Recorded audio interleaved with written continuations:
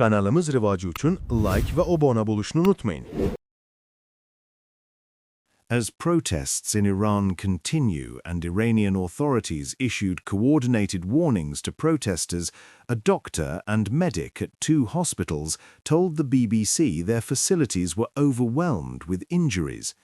One doctor said a Tehran eye hospital had gone into crisis mode, while the BBC also obtained a message from a medic in another hospital saying it did not have enough surgeons to cope with the influx of patients.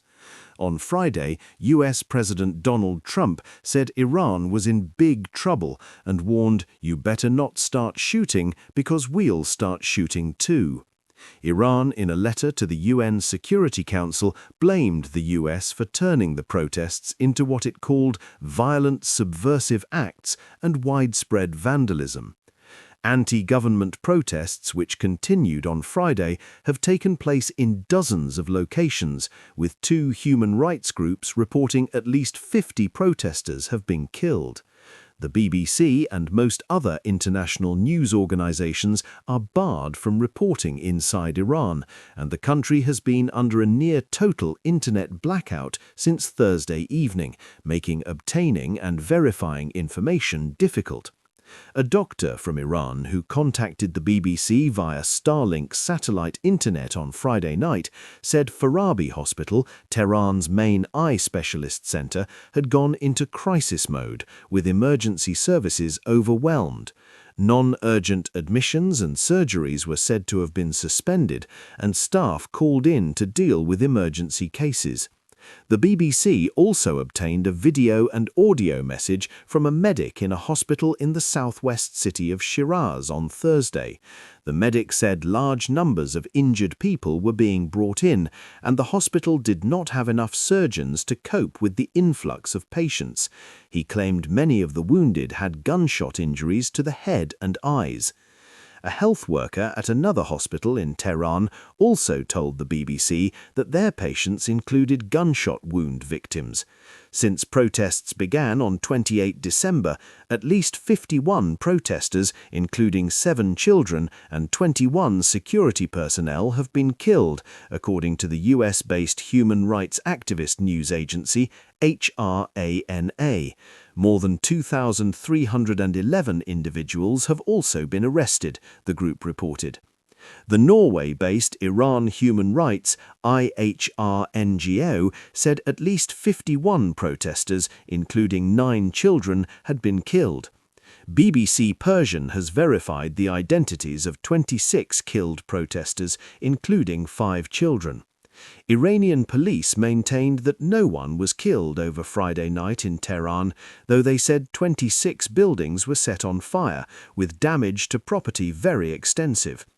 United Nations Secretary-General's spokesperson, Stefan Dujarric, said the UN was very disturbed by the loss of life.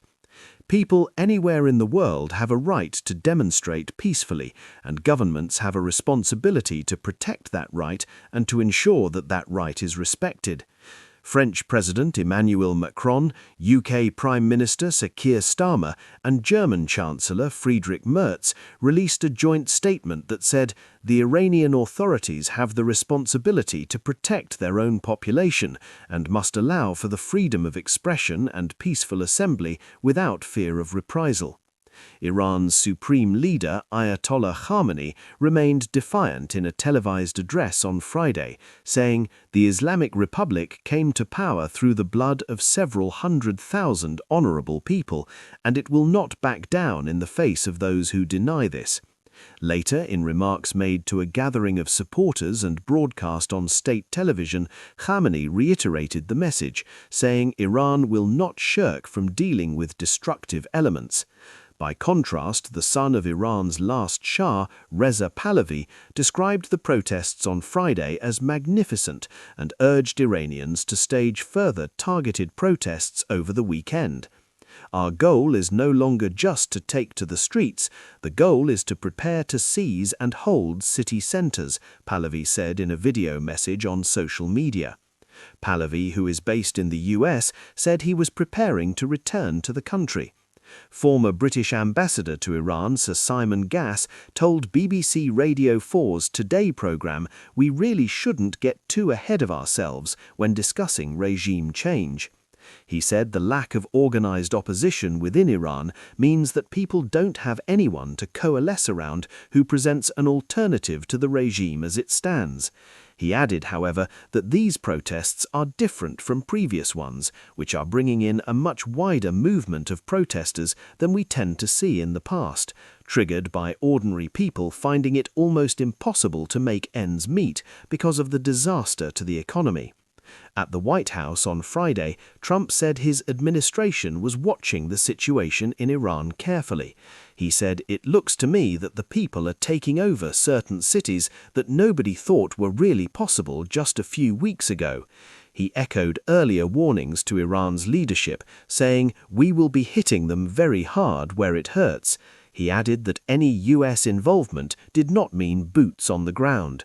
On Thursday, Trump said he would hit them very hard if they start killing people.